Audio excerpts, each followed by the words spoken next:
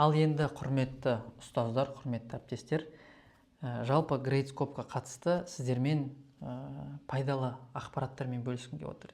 Айталық, сіз Gradescope-ты қолдана бастадыңыз, бірақ сонда да кейбір жерлерін түсінбей жатсыз. Онда сіз осы бетке келе аласыз. Бұл Gradescope Guides. Guides деген бұл инструкция деген сөз ғой. Сіз осы жерге кірген кезде, сіз, во-первых, мына жерден поисктан бір нәрсе жаза аласыз. Ағылшын тілінде жазу керек, переводчик қолданып іздесеңіз болады. Мысалы, бағалауға байланысты, кодингке байланысты, математикаға байланысты сұрақтарыңыз бар болса, осы жерге жазсаңыз, неше түрлі материалдар шығады. Немесе, сәл төмен түссеңіз, мына жерде уже неше түрлі категорияларға бөліп тастаған. Мысалы, аккаунт менеджмент деген сіздің аккаунтты басқару туралы, аккаунттағы парольдарды өзгерту, оқушыларды бәлкім қосу деген сияқты сұрақтар осының ішінде. Мұғалімдерге бөлек инструктор істейді. Мұғалімдердің сұрақтары, скорее всего, осы жерден табасыз. Әкімшіліктікі мына жерде. LMS workflows деген бізге пока қажет жоқ. Students Hub дейді, яғни оқушыларға байланысты қандай сұрақтар болуы мүмкін, осы жерден көре аласыз. Одан кейін Gradescope Product Information and Release Notes. Мынаның ішіне кірсеңіз, енді Gradescope бұл IT бір компания болғаннан кейін, бұл платформаны олар постоянно жаңартады. Жаңа функциялар қосады. Кейбір қателерді дұрыстайды, түзейді. И сол жаңалықтардың бәрін олар осы жерде бөліседі. Gradescope-тың жаңа версиясы шығуы мүмкін. Мобильді қосымшаның жаңа бір апдейт, обновление болуы мүмкін. Сол обновлениенің ішінде жаңа не бар, не нәрселер түзетілді, соның бәрін осының ішінде жазады. Болмаса FAQ. FAQ деген Frequently Asked Questions, жиі қойылатын сұрақтар. Скорее всего, сіз Gradescope-ты қолдана бастаған кезде бір тығырыққа келіп тірелесіз, бір нәрсені дұрыс жасай алмай қаласыз. Бірақ уайымдамаңыз, скорее всего, сізден бұрын басқа бір мұғалім тура осы проблемамен кездескен. Неге? Себебі Gradescope платформасын 140 мыңнан астам мұғалім қолданады. Скорее всего, сіз бірінші адам емессіз. И басқа мұғалім бұл мәселемен кездескен, и ол, скорее всего, бұл проблеманы шешкен. Сіз просто осында келіп, осында іздеп көрсеңіз, скорее всего, жауабын таба аласыз. Мына жерде неше түрлі категориялар бар. Ең көп қолданылатын сұрақтар болмаса, мына жерде мақалалар бар өздерінің. Promoted articles деген көп қолданылған мақалалар деген сөз. Мысалы, парольді ауыстыру. Аккаунтыңыздың паролін ұмытып қалдыңыз. Болмаса, сіздің оқушы паролін ұмытып қалды. Оны қалай ауыстыруға болады? Бағалаудың процесін бәрін жеке. Бір курстың ішіне қосылу, тапсырмалардың түрлері. Мұнда әртүрлі мақалалар бар, материал өте көп. Бірақ айталық, сіз бұның ішінде өзіңізге керек ақпаратты таппаған болсаңыз, мына жерде ең астында чат тұр. Байқадыңыздар ма? Не дейді? Hi, need any help дейді. Сәлем, бір көмек қажет па деп сұрап отыр. Егер сіз осыны басатын болсаңыз, мына жерде бөлек чат ашылады. Сіз осы жерге жазып, Gradescope-тың адамдармен сөйлесе аласыз. Скорее всего, сіз басында жазған кезде сізге бот жауап береді. Бірақ бот сізге көмектесе алмаған жағдайда, олар уже өздерінің операторларын шақырады и шын адам сізге жауап беретін болады. Одан бөлек, мынандай бет бар. Сіз басты бетке кірсеңіз, Get Started деген бет бар. Ең бірінші бет. Бұның ішінде бірнеше маңызды категорияға бөліп тастаған. Біріншісі грейдинг, бұл бағалау. Бағалау процесіндегі қандай мәселелер болады, қандай сұрақтар болады, соларға жауап беруге тырысады. Одан кейін course management. Сіз мысалы бір жаңа курс немесе сабақ ашасыз, сол сабақты басқару, ішіндегі нәрселерді қалай ауыстыру, жаңа тапсырмаларды қосу, ескілерін алып тастау, студенттерді қосу. То есть осы сұрақтардың барлығы осының ішінде болуы мүмкін. Мысалы, мына жерде не дейді? Manage course roster, то есть студенттерді басқару. Create an exam, жаңа бір емтихан ашу, бір үй тапсырмасын ашу, онлайн бір тапсырма беру, информатикаға байланысты, кодингке байланысты бір программа ашу. Одан кейін бағанағы бір көрген Bubble Sheet-пен бірге бір тапсырма ашу. Болмаса бір группаға бір тапсырма беру. Мына жерде бағалауға байланысты. Просто бір сұраққа қалай баға қою керек екенін көрсетеді ең басында. Одан кейін біз талқылаған шорткатстар, бағана қандай клавишамен процесті тездетуге болады. Одан кейін advanced grading options, то есть уже келесі этапта бағалауды қалай одан ары тиімді қылуға болатынын көрсетеді. Одан кейін аннотация и бағанағы навигацияны түсіндіреді. И AI assisted grading, бұл бағанағы жасанды интеллект арқылы бағалауды уже осы жерде көрсетеді, бағанағы группировка деген сияқты. Одан бөлек мына оң жағында assignment workflow, то есть бұл тапсырма барысындағы ішкі процестерді, соған байланысты сұрақтар. Мысалы, студенттерге қатысты дейді. Submit on the Gradescope mobile app. Мобильді қосымша арқылы үй тапсырмасын жіберу осыны студенттерге қатысты.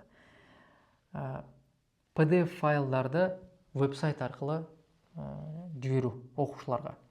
Болмаса онлайн тапсырмаларды қалай тапсыру. Болмаса не дейді? Viewing feedback and requesting regrades. То есть мұғалімнің кері байланыстарын бала қалай көре алады.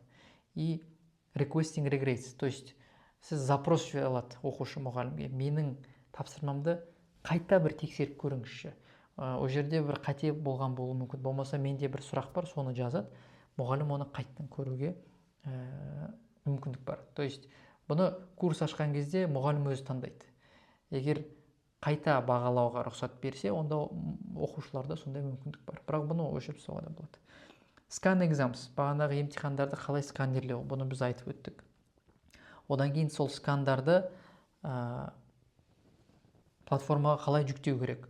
Ол жүктеген жұмыстардың бәрін қалай бағалау керек, одан кейін қалай оларды бір қарап шығуға болады, тексеріп шығуға болады, и балаларға ол бағаларын қалай жіберуге болады.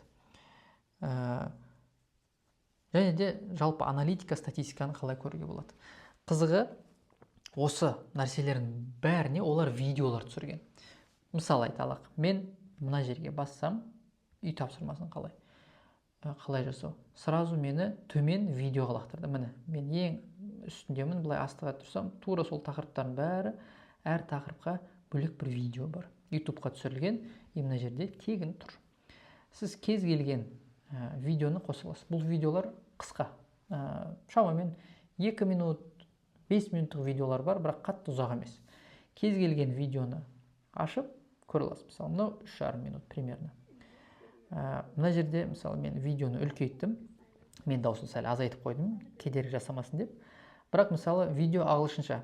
Сіз егер де мына жерде CC деген кнопка тұр, бұл subtitles.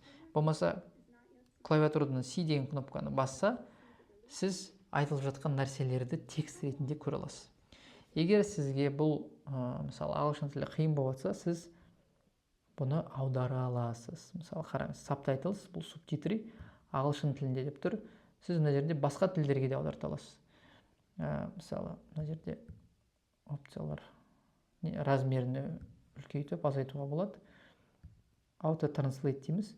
Негізі бұл видеолар япон тіліне, жапон тіліне және испан тіліне аударылған. Бірақ сіз бұны автоматически басқа тілге аударта аласыз. Мысалы, auto translate Google переводчикпен, мысалы, қазақ тілін таңдап көрейік, қызық болсын. Енді қараңыз, сразу видеода айтылған нәрселер төменде субтитрмен қазақ тілінде жазылған. Енді мен видеоны бастасам, видео жүре береді, дауысы ағылшынша, бірақ астында қазақ тілінде аудармасы бар. Сіз осылай видеоларды көріп, тез үйрене алсаңыз болады. Бұл өте ыңғайлы. Шынымен, мына бетті мен өзім жеке көп қолдандым. Кейбір түсінбеген процестерді осы жерден үйреніп алдым. Енді одан бөлек, егер де сізде одан да бөлек сұрақтар бар болса, мына ең төменде мынандай не бар? Блог бар. Жалпы компания не істеп жатқанын оқысаңыз болады, бірақ бұл қатты қажет емес. Мына жерде контакт деген бар. Егер контакт дегенді бассаңыз, мынандай сразу окно шығады. Бұл осы Gradescope-қа хат жазуға мүмкіндік болады. Мысалы, мен open mail десем, мен сразу почтадағы приложением ашылады. Міне. Енді мына жерде имейлға уже сразу жазылып тұр. feedback@gradescope.com. То есть feedback деген кері байланыс. Сіз осы жерден Gradescope-қа бір кері байланыс ретінде, болмаса просто сұрақ ретінде жаза аласыз. Мына жерге осы хаттың тақырыбын жазасыз, сосын мына жерге хаттың өзін жаза аласыз. Бұны Google переводчикпен аударып жазсаңыз болады. Егер сізде сұрақтар болса, болмаса сіз бағасын келіскіңіз келіп жатса, осы жерден жаза бересіз. Олар сізге жауап береді. Сразу жауап бермеуі мүмкін, себебі бізде Қазақстанда Америкамен уақыт айырмашылығы бар. 10, 11, 12 сағат разница болуы мүмкін. Сол үшін біздің уақытта, мысалы, біз таңертең жұмысқа келген кезде ол кісілер ұйықтайды. Олар тұрған кезде біз жатамыз. Сол үшін сразу жауап беру мүмкін. Болмаса егер апта соңына түссе, олар демалады. Понедельник келген кезде бірақ жауап береді. Сондай нәрселерге дайын болыңыздар, бірақ менің тәжірибемде бұл кісілер всегда жауап береді.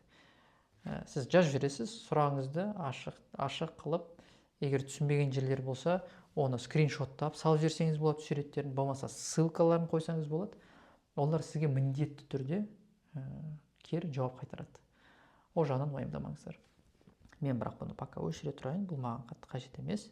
Енді мен сізге айтқым келгені, осы парақты қолданыңыздар. Бұл жерде өте көп ақпарат бар. Немесе міне осы бет, гайд, инструкциялар. Осы бетте сіз сізге керекті ақпараттарды таба аласыз. Егер таппасаңыз, онда уже чаттан жасаңыз болады, болмаса оларға хат жіберіңіздер. Олар сіздерге міндетті түрде хабарласады.